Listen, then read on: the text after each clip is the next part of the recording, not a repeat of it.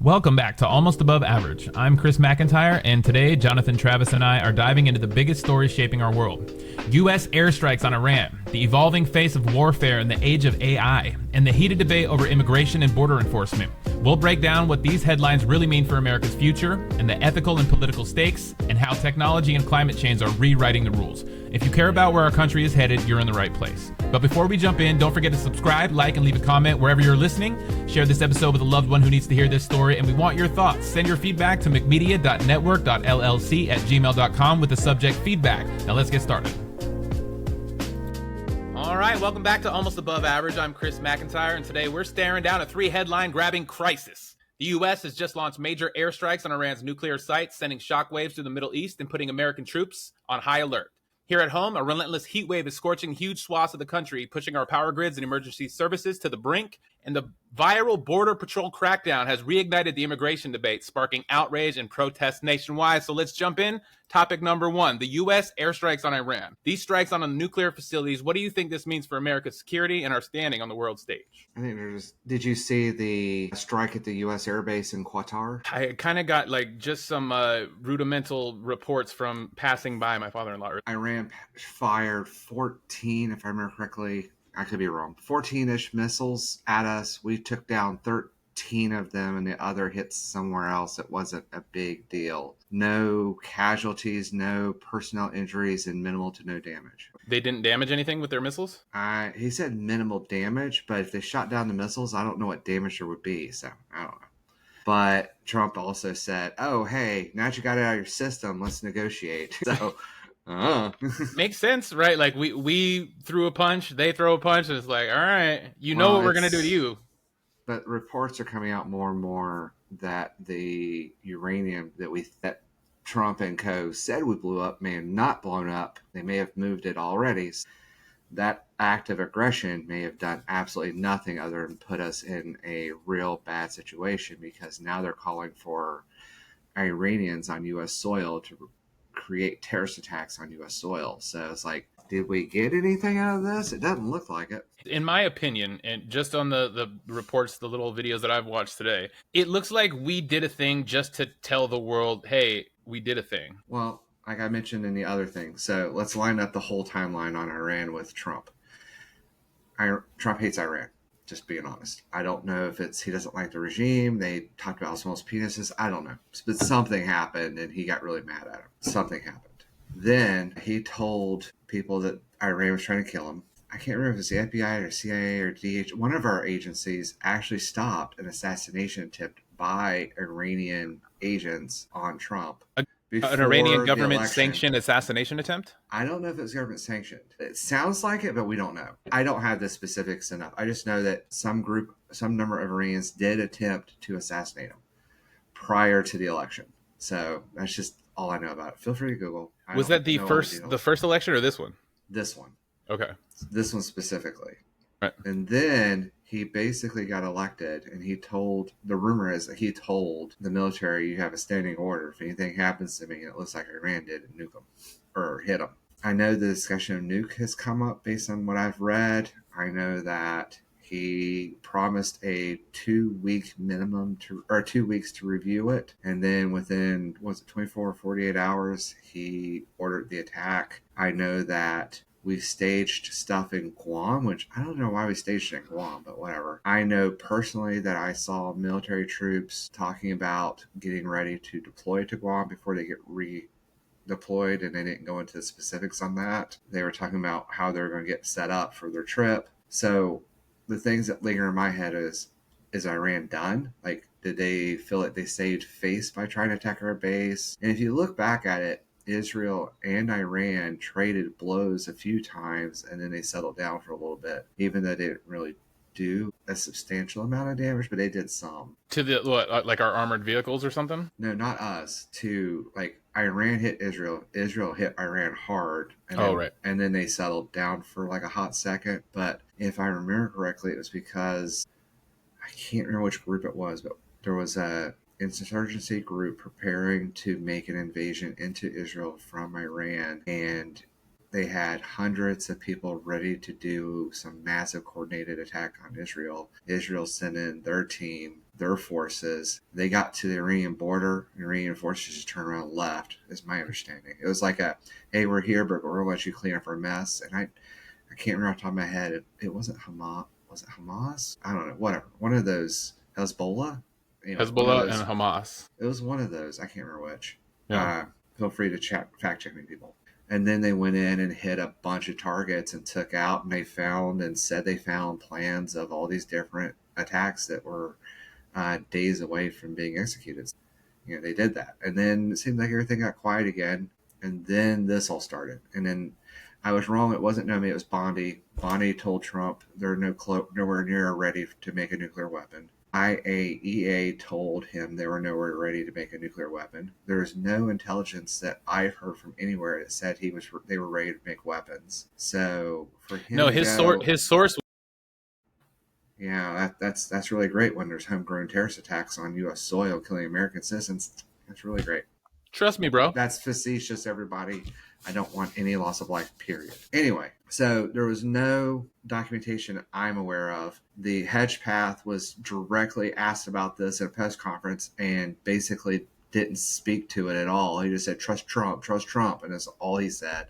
So He didn't even say that there was any evidence that it was going to happen. Just trust Trump. He's the most knowledgeable, whatever. He's the super smart guy. He does the best, right? So None of his people have clarified that there was anything worth doing. The people have actually said the opposite. International agencies said the opposite. And we told them we were going to do something, and then we hit them. And then they hit us back. So I don't know. What do you think about how JD Vance, Marco Rubio, and Hegseth are talking about this attack? They are saying the things that I saw this morning. They are saying, no, we're not at war with Iran. I don't like the way that they're speaking about it. Like, we're not at war with Iran. We're at war with Iran's nuclear program. Like, you can't cherry pick like that. Actually, according to some of the stuff I read today, that is actually a thing. That doesn't make no sense. Congress make sense. Does that make sense to any of the listeners? That make that make sense to me. We're not at war with Iran. We're at war with their nuclear program. Tell me how that makes sense in the comments. They didn't hit civilians and they didn't hit military targets. They only hit the one place, and they basically let them know it happened. That's like lighting a match in a gasoline gas station, I mean, I was reading something, and they were paralleling this to other events that have happened to other presidents. Now, the way it was described was, and this is the way it was described, this is not me saying it. It used to be for any attack on a foreign nation like this, Congress had to get the information, they had to approve it, and then it could happen. And then over the year, Congress has allowed more and more direct military action without the approval of Congress. But this is pretty extreme, all things considered. But there is language in the laws that they use that said if there's an imminent threat from a foreign potential enemy adversary, the president has the law on his side to do something like this. So this is Iraq all over again. He's making up shit. Weapons of mass destruction, right?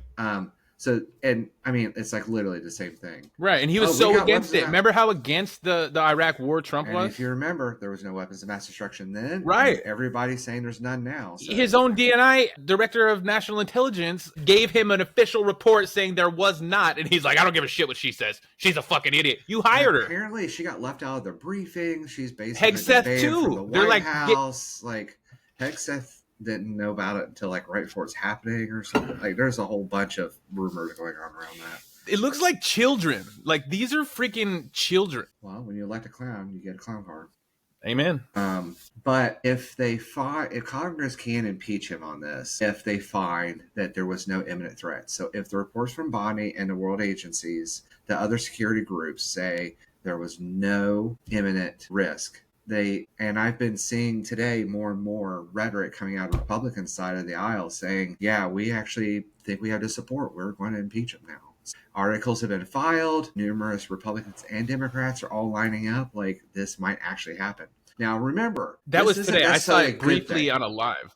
Now, this is not. So who introduced the articles? I don't know anything about this. So this is breaking news. Wasn't it AFC or somebody like that? No, there was something happening today.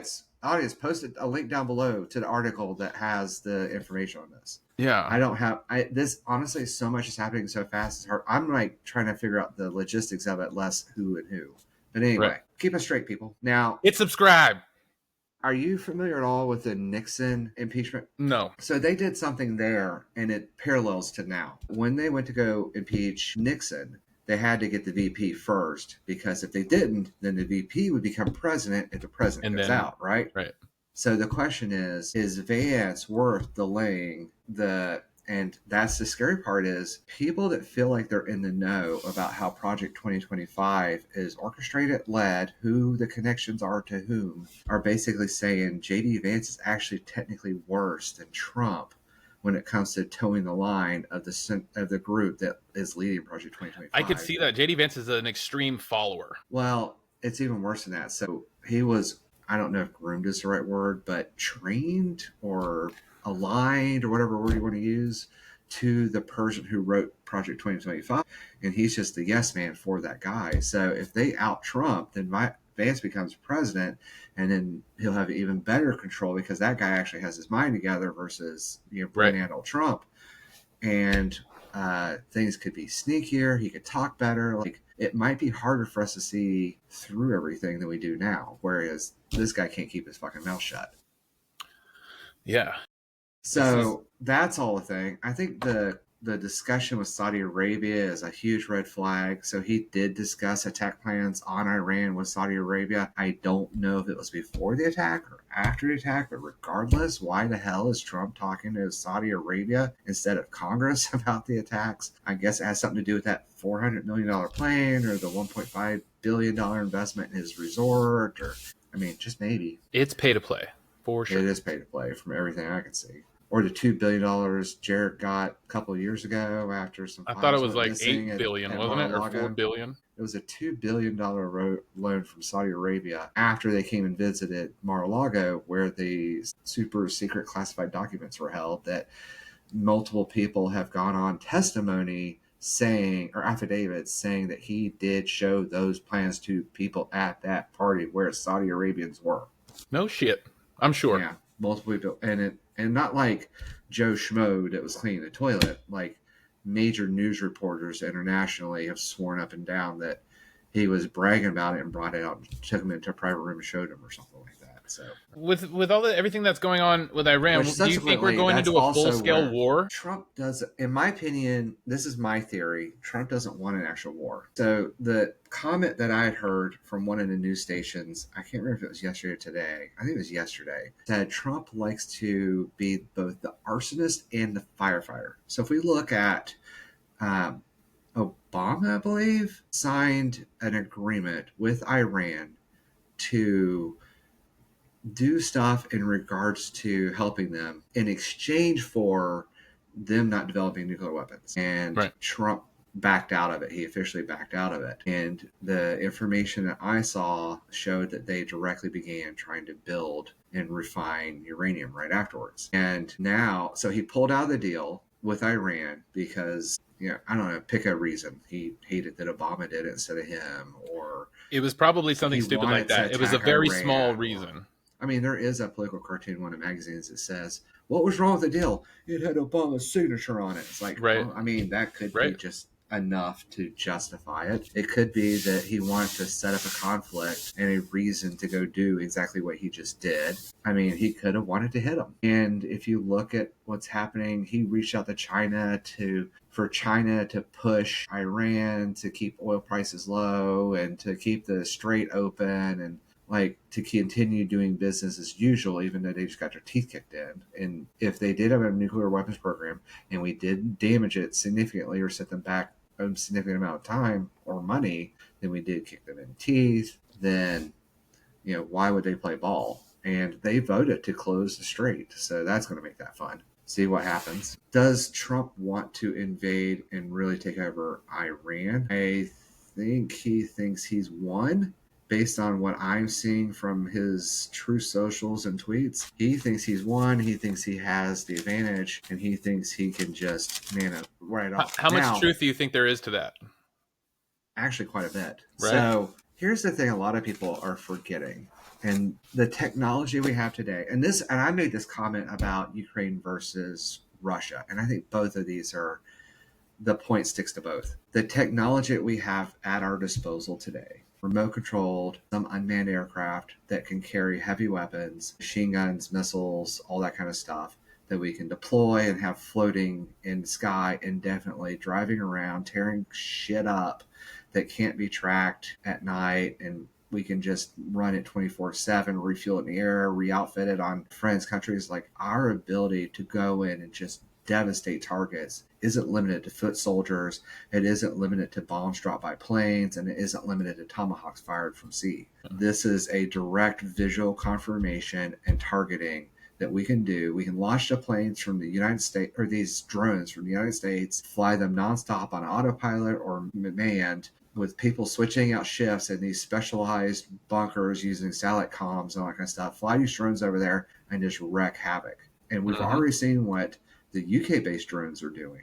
Imagine what happens when our Predators and whatever our next generation is that the American public doesn't know about. Because if the Predator drone is out there and it's been shot down and they've got it, there's 2 more, 3 more in development or even in service right now that we don't know about, because that's how government works. There's at least 3 in the pipeline. One of those may already be out there ready to launch. We just haven't done it yet.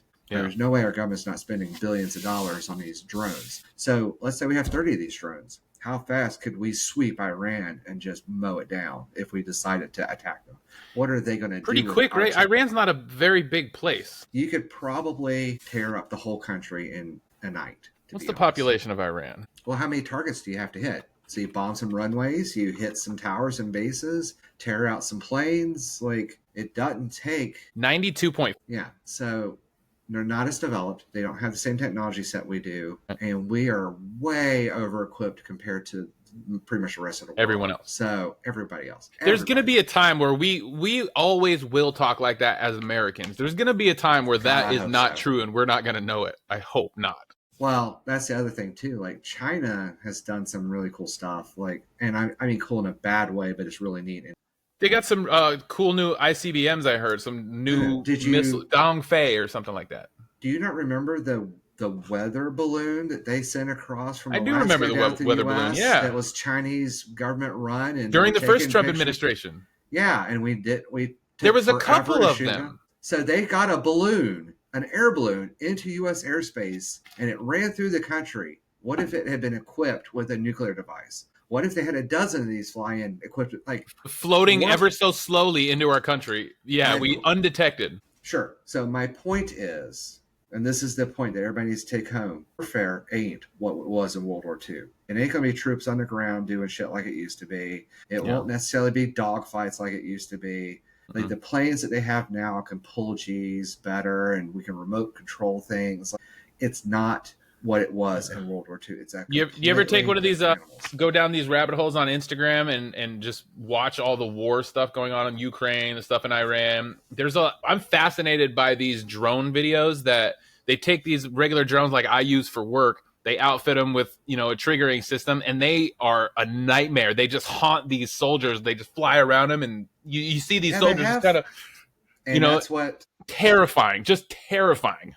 And OpenAI changed their policy on how their technology could be used. They removed the language around weaponizing it because, Trump and Sam, what's his face, are now buddy or whatever. So if anybody here thinks that we're going to take over a country that's going to be hostile like Russia, or it's going to be really dangerous, we're not going to drop a nuke on them. We're just going to drop 100 of these unmanned, AI-powered, Gatling gun mounted, size of a car robots that are just going to run through town, mowing everything down, Terminator style. Or Predator drones doing it with like what we saw in Terminator and Terminator 2 and Terminator 3. We're pretty much there now, guys. They're remote controlled or AI controlled, but we could build those and deploy them. They're not going to be laser guns. They're going to be bullet based. But if you think we can't deploy that kind of shit or drop stuff, it's crazy. And these bunker busters, remember during the early Iraq war, we were just starting to understand that, and here we dropped, was it like 7 or 12 of them or something? Right. Like they're just confetti now. This is like our first line. It's wild. Yeah, that bunker buster, we've never really heard of it until we just used it. No, they talked about it a good bit back during post 9/11 when we were in the Middle East during, was it Desert Shield and Desert Storm or something like that? And we were trying to use them. I think we tried to use a couple of them. Yeah. Correct me if I'm wrong. I could have. I know that we were talking about it because that was a whole thing. Because we were like, well, where's the cave Saddam's hiding, and where's the cave that Restart, reset, and refocus as many times as you need. You are your own greatest project. But just always remember, don't give up. Get 5 stick packs of Bucked Up pre-workout, a super soft flag t-shirt, and the perfect 28 Oz shaker bottle all for just $9.99. Head to buckedup.com and use code McMedia1 at checkout for huge savings on all fitness supplements and gear. Don't miss out on this unbeatable deal to power your workouts and look great doing it. Osama bin Laden's hiding in. We'll bunker bust him. That was the rhetoric. And I remember that. So we had them back then. I don't know how many we used. I didn't really pay attention to them. But yeah, like the missile systems, the anti-attack systems, all the new laser targeting systems, the laser cannons we have now, the magnetic rail guns. Like we have a gun on a ship that can haul a bullet the size of a Volkswagen Bug. How many miles? And it's electromagnetically pulsed.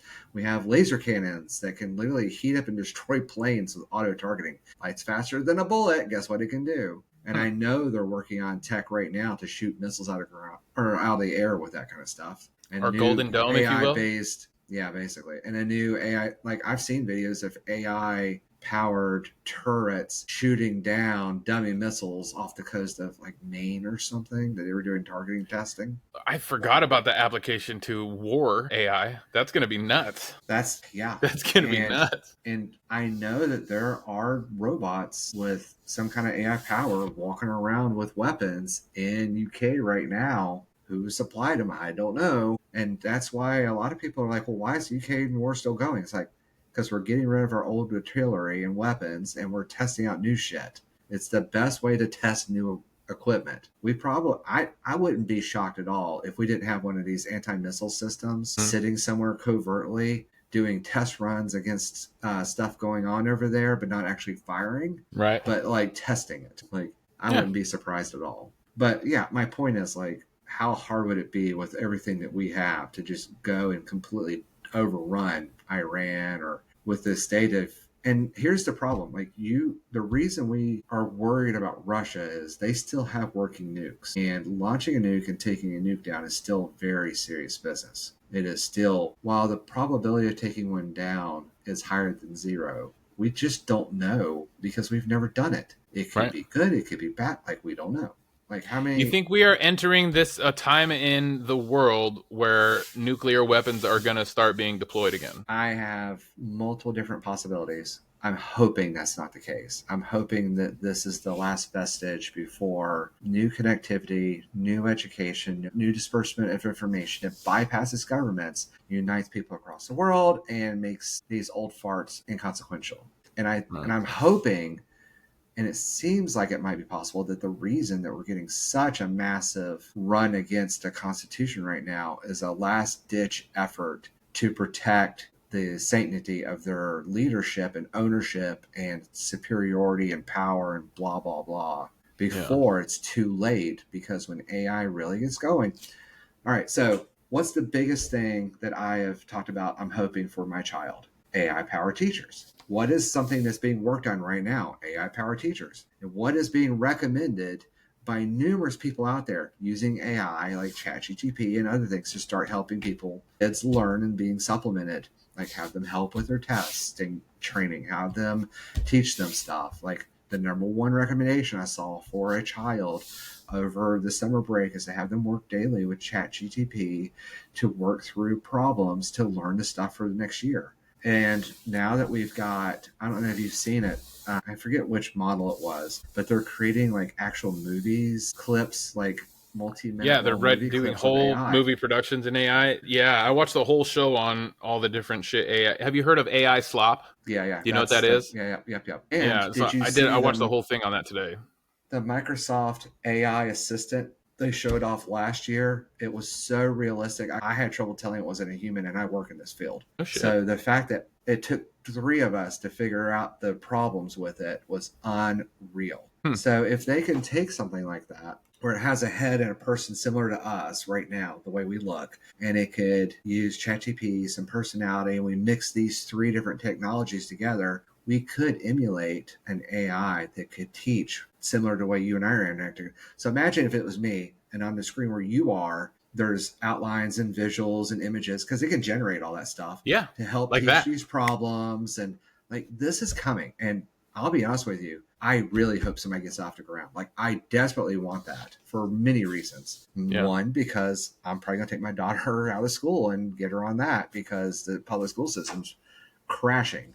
Ditto. And I will want do her the to have same thing best for my option. 13-year-old. That's one. Two, if this is deployable and accessible via VPN or some other technology that allows somebody in Bangladesh or Shanghai, or pick a city on the planet, Russia, to VPN or backdoor through and can get this, it could teach all this different stuff and allow it to disseminate generalized information across the planet. And that's the big thing for me, is I'm trying to figure out, and just out of curiosity more than anything, that threshold at which information becomes so readily available and so easily digestible via the source that's been given it, that the majority of the population will be able to line up with the same level of understanding of our world in a way that unites us instead of divides us. And I think some of it's going to have to come from the safety net measures. And I talked about this somewhere else, is why don't we just end scarcity? We have the technology available now.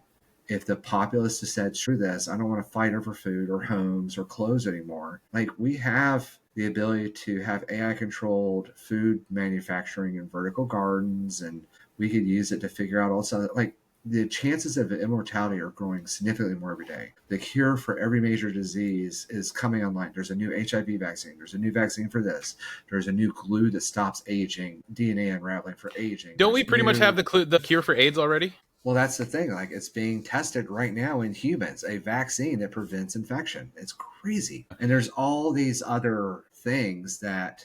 There was never a big CRISPR moment for can change HIV DNA. and AIDS, though. There was never a big moment where they came out with a treatment and then the world celebrated. It kind of just faded into society that, like, we found the cure, we found some really good treatments, and it seems like AIDS kind of disappeared because of treatments, but we never celebrated it. Well, that's because of a couple of different reasons. One, curing it is a scary word, right? That's a scary phrase. For an insurance company. Can you cure a virus like HIV? And the answer was, using just basic medicines, we can get it below detectable levels. So, like, we could take a blood sample, we could find no virus, but that doesn't mean it's not hiding dormant in another section of the body or growing in another section of the body. The idea that you can take a blood sample and guarantee that somebody doesn't have something is ridiculous. But with new technology and new things that are coming up, the ability of the body to be able to figure out how to fight it off, or, you know, a whole host of things that can happen.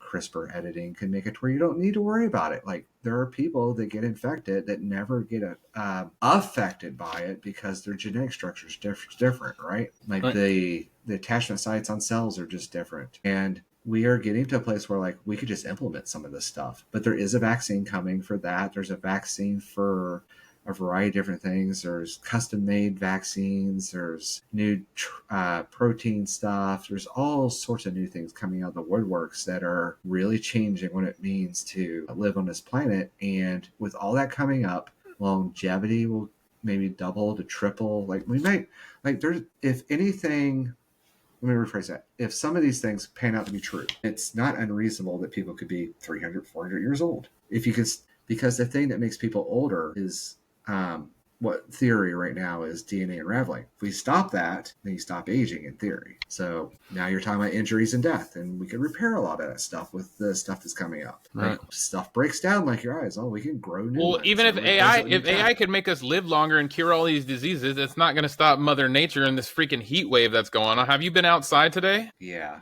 So that, I'll be honest with you, about 3 years ago, I was very concerned about what future my child was going to inherit. But something has happened that has completely changed my point of view. Two things specifically. One, people are adopting electric cars way faster than I thought was going to happen. Sales in many places in the world are so lopsided in favor of EVs, it's crazy. But here in the US, it's becoming more and more common. And with the limitations and the range anxiety and the inability to repair being on the table, I mean, EVs are selling really well. Ford's, if I remember correctly, Ford's number one selling car is their EV Mustang. And Tesla has a huge share, even though their sales are tanking, but that's a whole different issue. If Elon wasn't at Tesla, I bet they'd be doing triple to quadruple the sales. Yeah, they're doing bad because he fucked up politically. Right. But if the board ousts him and gets a new CEO, I think a lot of people will be willing to go back and buy cars from them because they're pretty neat cars as a whole. You know,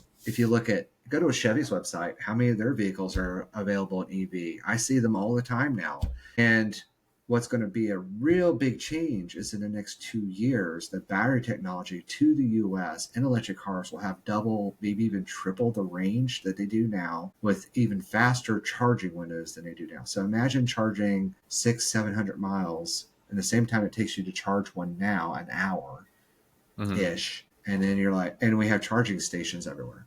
And then the other thing that was really cool is Bill Gates funded the development of a new type of nuclear reactor.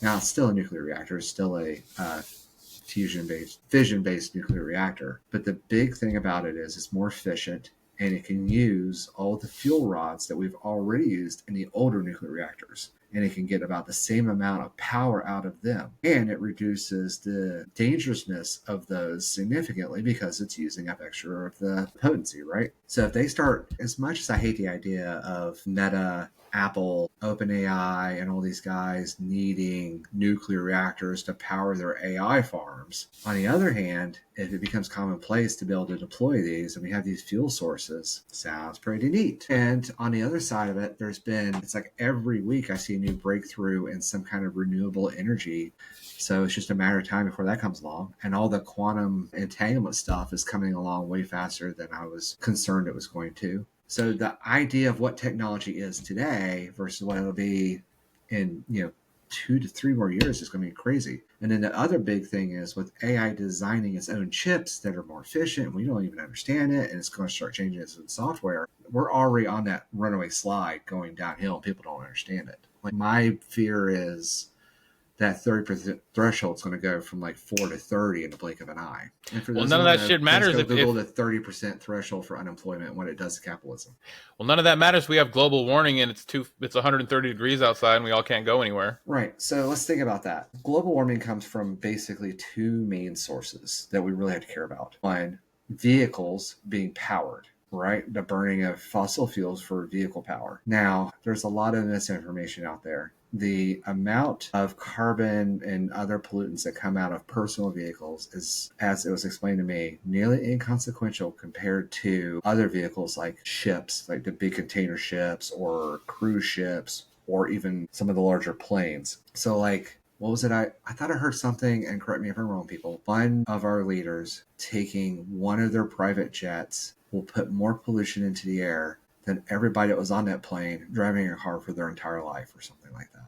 But on the other hand, do we have to worry about getting rid of all pollution, or is it a give or take? So let's say a third of the pollution that is causing global warming comes from personalized vehicles. If 80% get replaced with electric vehicles because it's cheaper in the long run and they last 2 to 3 times as long, or even easier to repair, like who knows where it's going to go. Like this is like the old steamer version of a car compared to where it's going to be when the Ferrari comes out. Like if you do that. The EV Ferrari? Well, I think there is an EV Ferrari. No shit. Is there?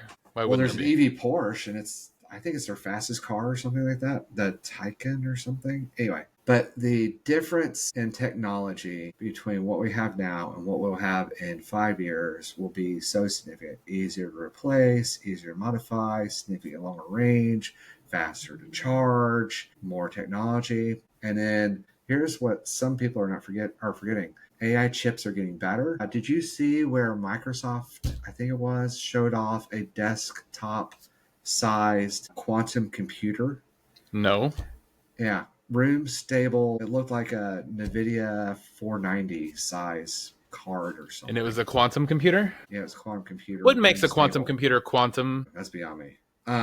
But with that kind of stuff, the error correction, the ability to calculate, if that keeps getting smaller, could they put one of these in a car, let the AI run off of that to figure out how to drive it Will that be, or will one of these chips that AI is designing be the thing that gets it from, oh, that's like, I don't know if you've seen the videos of the robo-taxis, like having some serious issues that Tesla put out. Mhm. But, you know, if you think about if we can tenfold the computing power of these things and include more sensors and have more data analysis and better data analysis and better decision making, which is going to happen, then how far until self-driving becomes just reasonable? And then I always go back to the sidewalk jaywalking argument with this kind of stuff. Like, the way it was explained to me was the reason we have sidewalks is too many people are getting run over by like steamer cars back in the olden days. So that's why they created sidewalks, is to have a designated place that made it safe for people to cross the road while these idiots in cars had trouble controlling them. Fair enough. And that's why we still have them today, for the exact same reason. If you walk out in front of a car, they can't just stop on a dime. You're going to get squished.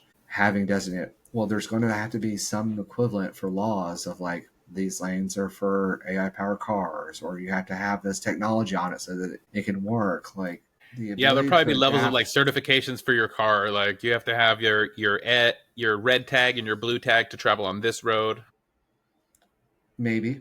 Who knows? Or your pass. There's so many different regulations. Like, yeah.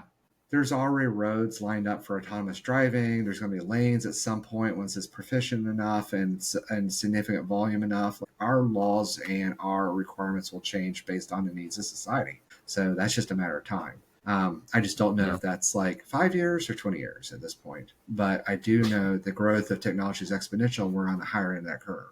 So cars are quickly getting replaced, as the reasons not to get significantly reduced with all these new nuclear reactors and reinforced power grid, range anxiety going away, charger stations everywhere. Like, it's going to happen. The movement's already shifted. These cars that are hydrogen powered are just funny. But anyway, like, we're moving that direction already. And then as more and more online comes into place and it becomes more common to do things remote, there's less of this other stuff. And then carbon capture is becoming a real big thing. There's numerous different suggestions on that kind of stuff. So mobile transportation, commercial transportation, and then heating and cooling are the other ones, right? So heating and cooling is huge. Keeping your fridge cold, or keeping your house cold, or keeping your house warm, and your stove are your biggest uses of energy. If we eliminate those and put them on nuclear only, or some kind of renewable energy source as the predominant for everybody, because we could run a nuclear reactor in middle of nowhere, Tennessee, and have it supply power all the way up to Ohio or whatever, because the power grid can redistribute, right?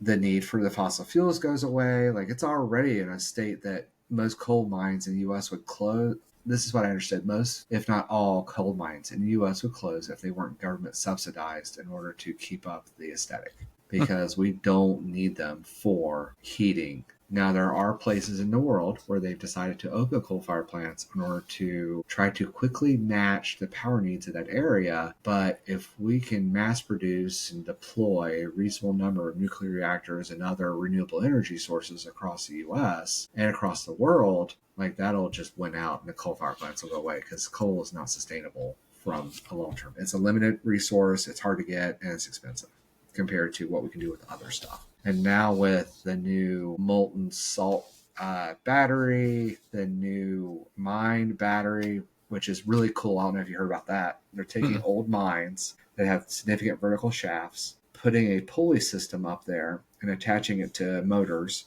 and then putting a very heavy weight on a very solid chain or rope or something, and letting that weight, like a pulley system, go down. So if you imagine a pulley at the top, you have a weight going, a line over a weight. As the gravity pulls the weight, it spins that. You can connect a generator to it with a gear ratio that makes sense, and it would generate power from the kinetic force of the weight going down based on gravity. So we're turning gravity into power. When you have, and that's to generate power out of the mine when there's a power, when you don't have enough power in the area. And then during the day, renewables can put power into it. Another motor runs and pulls the weight back up the shaft. And they're starting to deploy this all over the place, which is awesome. I think it's so cool. All right. That was almost about the extreme heat wave. That was close. Well, so my point was, so carbon capture is becoming more common. They're already prototyping out some blocks that you can build houses with and print that captures carbon and turns it into a more solid form of the brick or whatever it needs to build houses. There's numerous other things that are coming online for carbon capture, but planting trees and getting greenery back up is the most proficient way to do it. And as we don't need farms to grow food, and we start growing it in 3D underground vertical farms with AI doing it, we don't need these fields. We can start repopulating that stuff with plants, and that'll start capturing carbon. There's ways to offset this, and there's ways to turn around. But let's do a specific episode on that stuff. Let's stick to this. Let's talk about the Border Patrol crackdown and what's going on in the immigration debate. What are you seeing? All these viral videos that are coming out of these border Patrol people? You mean ICE or Border Patrol specifically? I guess ICE is Border Patrol, aren't they? Technically, same shit. They're immigrations and custom enforcement. ICE. What do you think that we're pulling their status, their legal status, and then we're arresting a lot of them? I think it's horrible. Yeah. I think some of these videos that I've been watching, they're in like churches and food trucks. Like, what the fuck are we doing? Well, these are not, they said they were going to go after the criminals. That's what they said. That's what everyone that is MAGA in my life is saying. They're just getting the criminals. Are you watching fucking TV? It was reported on the news. 64% of those arrested had no criminal history. 64% have no criminal history. And if they have no criminal history, how can you denote any kind of like gang affiliation or whatever? 64% is most. That's not criminals. Our government is acting in a criminal way. And taking away legal statuses of people who went through the proper channels to be here legally and deporting them, beating them, torturing them, abusing them, shaping them into countries that they have no affiliation, no connection, no resources, taking their money, taking their resources. It's in a lot of ways, in some of these cases, and I'm not saying every case is this way, but in some of these cases, it's literally kidnapping. Yeah. And it's human trafficking. And they're not even identifying themselves in certain cases. Did you see that Afghan refugee that had worked with our military during the Iraq war get arrested without the cops didn't show any ID? They didn't even check his ID. They didn't even know if he was the right guy. They didn't know who he was. Was it a mayor or a governor, something like that? Senator Padilla in California when he got roughed up trying to ask Pam Bondi a question? No. There was another guy. I want to say he was like a mayor or governor or something. He was a controller. Court. Yeah. He went to an immigration like that to observe. And multiple people have been arrested and detained and then released. And there's a lot of question about the legality of that and what role they have. There's things like there's literally constitutional law about illegal search and seizure, and they're breaking all that stuff. Trump signed an executive order, which in my opinion, this is my opinion, I'm not a legal expert, is illegal. That's told ICE to go start kicking in doors to houses without warrants, searching their stuff, taking their stuff, and to arrest people. And there's been multiple reports of these ICE agents breaking into a house without doing their due diligence to find out if anybody's there, stealing shit and walking out and saying oopsies, or shooting people, or beating people up, or strip searching them. Like, this is... You know what gets me the most about everything that's happening right now in America is when I see like a wife or a child and they're describing the story like they just came in and they grabbed my dad and that's it. And now I'm with whoever these people are. And I don't care what Bondi and Nomi and all those say. Like, this to me, this is my opinion. This is SS, Gestapo, Nazi crap. I agree with you 100%. This is exactly that. As far as I'm concerned, they're violating the Constitution. They're violating their oaths. They're violating everything to physically assault and abuse people that are trying to do the right thing in our country. Now, are they catching criminals? Well, if 64% aren't, then it means 36% are. Yeah, but are we emptying prisons out or are we attacking churches? But me personally, let's talk about the 36% of criminals. Let's talk about those 36% of criminals. I don't even feel like we should deport all of them. I still want to know what those crimes were. If there's 36% of them, they're all charged with like petty larceny, shoplifting. I don't want to deport you for that. I don't care personally. The biggest issue, I don't know how to fight that one. Like, you're right. Like, somebody comes here, wants to do a good thing, gets into a fist fight, or maybe they shoplift a little bit, but then they became a good citizen. Like, there's latitudes on that. If they're gang members and they're hunting down, killing people and selling drugs, that's a whole different ballgame. If they're here illegally and doing that kind of stuff, I don't know that I'm as upset about that. But the principle of the thing's the part I'm worried about. So this is something that was argued very heavily, is if they can deport him without due process, without checking who they are, they can just grab you up because of the color of your skin or because they think you're something and deport you, and then go in front of the Supreme Court and lie their asses off and go in front of other judges and tell them to F off. And they're going to do whatever they want. And they're just going to do whatever they want, even though they've been proven wrong. And this is unconstitutional, illegal, blah, blah, blah. And they just go, I don't care. And you got Pamela Bondi standing in front of the Trump and the cabinet going, you don't have to worry, guys. You can do whatever the hell you want. Nothing's going to happen to you. It's broken. Yeah. But an American or somebody that's not a criminal being deported without due process is significant. And this is the slippery slope argument that a lot of people are making, which is, you may be okay with them deporting a multi-murder, crack-dealing MS-13 guy. Me too! But the same policy of don't ask, beat the shit out of, and deport to a gulag is being applied to Americans and people that are here legally, and that's just fucked up. Yeah. So if you're okay with it for the illegal immigrant, are you okay with that for your 12-year-old daughter? And if she decides to post... Let me know what you think in the comments about that Trump, yeah. What happens? Guilty by Brown. And the fucking MAGA argument, and I've heard it, I watch a lot of debates online, and I've heard it just from talking to people who are MAGA. Their whole argument for the deportation is, well, they came here, so they're a criminal by virtue for crossing the border. So because they're labeled a criminal by virtue for crossing an imaginary border, now you're a criminal and you deserve to be deported. I've heard that from a ton of people, and I think that is the stupidest fucking argument ever. That are getting their visas and student... Right. Asylum is a legal way of entry. Green cards and all that kind of stuff revoked. Yep. They did it the right way. Why are we touching them? It doesn't... And Abrego Garcia, they made shit up to pull him back. They made up charges. That one, man, it bothers me a little bit that people aren't more upset about that. So here we have an American citizen... He became legal, if I remember correctly. I may be wrong on that, but I thought he don't know. I've never heard that. Now, yeah. Well, maybe he's not here. He had legal status. He had protected status. He was overstayed a visa. I think is what happened. He overstayed a visa and he went back to immigration, to get it squashed, and they had removed his status after like 2019 or a while ago. They had said specifically that he can't go back to where they sent him. Like that was a ruling in the court. And there were threats. But anyway, so the fact that they made up and our president went on TV and either told a mistruth that he believed or flat out lied. And I don't know which one it was because both arguments are wild. Yeah. Well, regardless of which one of those two is true, he did say something that has been proven wrong. He did say something that, from everything I've seen, is false. He lied either on purpose or by his misinformation, misunderstanding, regardless of... And honestly, while in my head, that distinction's important, I think the American populace needs to go with, they took a person with no criminal record, to the best of my knowledge, deported him in the middle of the night, and then refused to bring him back until the Supreme Court got involved. And even then, they drug their feet and all this kind of stuff. And he reported back that, like, it was bad there. This is not to the standards of the U.S. And American citizens are getting put in there. So it's like, ugh.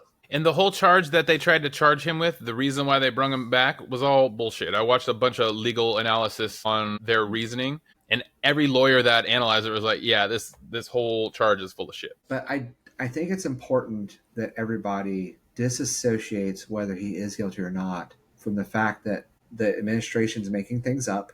They didn't follow the law. They didn't follow due process. And they kidnapped and human trafficked a person within our borders without finding out what was going on. More than one. Regardless of if he did, even if he beat his wife and shot the neighbor's dog, he didn't deserve that treatment. But if he's a good, upstanding American citizen, he didn't deserve, you don't deserve that. That's not a thing that the U.S. should be doing. And it breaks the law. In my mind, it's human trafficking. And the fact that U.S. agents are hiding their identities, not showing ID, not showing badges, is proof that they know that they're in the wrong. They just don't care. That's un-American. I want to call that shit out. I think you guys are cowards. Every one of you ICE officials that wears a mask when you're going to take these people out there, when you're kidnapping American citizens, you're a fucking coward. The mask is even less egregious to me than not having ICE or police or plain clothes. Badge. Plain clothes and a mask. Not plain clothes. like, if they want to dress up in tack gear, it better have fucking ice on it and their badge better be on there. Like, they should be armed up and identifiable easily, but not even telling people that they're pushing and beating up and pointing guns at that they are police officers is the violation in my mind. Now, my understanding is legally they're not required to, but it also, on the other hand, I think it should be legal for a U.S. citizen to beat the absolute shit out of them if they don't, and they start attacking people. I think that too. Like, I have something inside of me that says, let's go to one of these things, these events where ICE officials are trying to do some illegal shit and just start shit. I'm not going to, but I have that spirit inside of me, and I know somebody else does. There's got to be a million other people thinking that. Like, this is bullshit. You're kidnapping my friends, my family, my dad, my daughter. You're kidnapping them. Yep, slavery. It's tantamount to slavery. They're kidnapping somebody, putting them somewhere that they are not able to live by their will. I mean, isn't this technically the definition of slavery? So we are slaving American citizens is what I'm hearing. Well, let's get involved in the conversation, you guys. Leave your thoughts in the comments. Send us an email to mcmedia.network.llc@gmail.com and join the conversation. I would love to get someone on the podcast with a different viewpoint, and let's have a little debate. Help me understand why you think this guy is the hero of everything. I don't get it. If you don't want to go to war, call your representatives. If you don't want Trump as president, call your representatives. If you don't want ICE invading people's homes without warrant, call your representatives. The way that we're going to get this done is either we guilt these fuckers into doing the right thing, or we get them the hell out of office and put somebody in there with a backbone to do something. I wonder where the MAGA party is sitting too. Is everybody on the MAGA side, or is everyone for the war in Iran or against? Donald Trump said he was the no new wars president, remember? You didn't see MTG going nuts on the media talking shit about Trump and how this is all bullshit. We don't want a war, and go look it up. She went on a tirade about how we should not be funding a proxy war on behalf of Israel against Iran. And she ripped into it hard. And people are like, this is the voice of reason? What the hell's happening to our country? How is it Major Taylor Greene saying something right? Is she? There's a video. Yeah. So this is the... All right, so there's two hats here, right? One hat is, oh my God, MAGA is literally imploding. They are getting mad. They're yelling at each other. The party's blowing the hell up. Trump's losing his base. Trump's losing his supporters. Trump's losing control. Like, she may decide to say, screw it, and go in on impeachment against him. Who knows? Like, based on this rhetoric, I would not say it's out of the realm of possibility that she votes to impeach him. That would be crazy. On the other hand, how much of this is show? Will she actually get her duck in a row? Does she think her political career will end if she goes against him? These are all the points that she'll have to weigh. But, and I've said this before, and I'll say it again. If a group of MAGA decided that this guy can no longer be their orange god and says, we need to get MAGA straightened out so that we don't get absolutely decimated in the midterms, let's start getting our shit back together, and let's ostracize him. Let's impeach him. Get Vance to play ball. Work within the group. Keep moving the 2025 agenda forward, but get rid of the problematic bastard dementia fuck in the office by impeachment, the legal way. If Taylor and Johnson and all these guys should have said, to hell with this, and they align with the Democrats, put that son of a gun out, impeach them, and then charge them and jail them, man, that would go a long way to saving and promoting the Republican Party for generations. If they don't, this might be the death knell right now. Oof, that's grim. Well, let's leave it there. Subscribe to Almost Above Average anywhere you get your podcast. Almost Above Average is looking for sponsors, pro-democracy sponsors. So please send me an email to mcmedia.network.llc@gmail.com. I would love to collaborate with some pro-democracy sponsors for sure. I fund this whole thing by myself, guys, so please hit like, hit subscribe, and share it with everyone. Give me a little break here. This is a good point. I want to do this. We do this because we believe it's the thing we need to do. We want to talk and say our piece. We are American citizens who are suffering under the tyranny and the totalitarianism and the craziness. And we're scared for our friends. We're scared for our family. We're worried about our neighbors. Like, we have friends at the gym. We're truly worried that they're going to get iced. Mm-hmm. We worry about where's the economy going? Are we going to be able to feed our kids long term? Are we going to be able to provide? What the hell's going to happen to our country? Are we going to war? These are all the things that other Americans do, and we're on here talking about it because we care and we want to talk about it with you guys. And we are a part of you. We're two frustrated Americans, and we just decided that we are so frustrated we're going to do something about it, and we want to bring as many people on this journey that we can.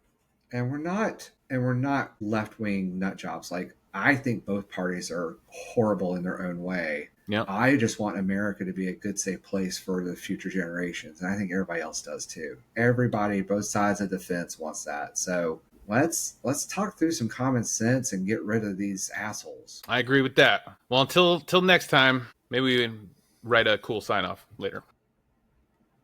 For the people, by the We'll people. Call your legislators, call the locals, do the right thing. Do your research on their voting habits before you vote for them. And have a great day and be blessed. Bye. God be with us. All right. See you, bud. Thanks for tuning in to Almost Above Average. If you found value in today's conversation, please subscribe, leave us a like, and drop a comment to let us know what you think. Share this episode with a friend or family member who's ready for a deeper look at the issues that matter. And we're always looking to improve, so send your feedback to mcmedia.network.llc@gmail.com with the subject feedback. Your voice helps us grow and keeps the conversation going, and we appreciate you for listening, and we'll catch up with you next time. Now stay almost above average.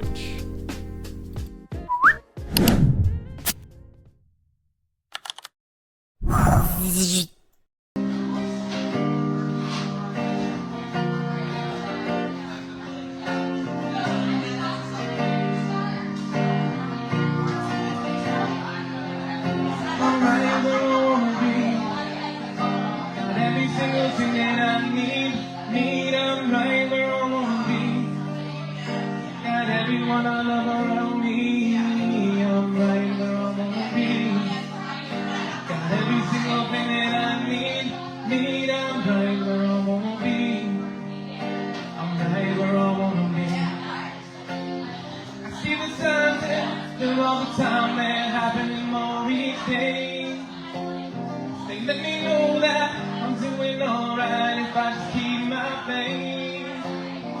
It doesn't matter what you think or you say, they're gonna hate you anyway. And if I didn't get to earn your respect, I guess it's just gonna have to wait. 'Cause I'm right where I wanna be. Got every single thing that I need. I'm right where I wanna be. Got everyone I love around me. I'm right where I wanna be. Got every single thing that I need. I'm right where I wanna be. I'm right where I wanna be. And I still can't sleep without your warm arms around me. And it's hard to breathe when I'm not in the same state you found me. Sleep inside me wasn't something I did. I got my head in the clouds, my heart is stuck in the wind. And if I had to walk away from this shit, you'd probably follow me, 'cause I'm exactly where I wanna be. I'm right where I wanna be. Got every single thing that I need. I'm right where I wanna be. Got everyone I love around me. I'm right where I wanna be. Got every single thing that I need. I'm right where I wanna be. I'm right where I wanna be.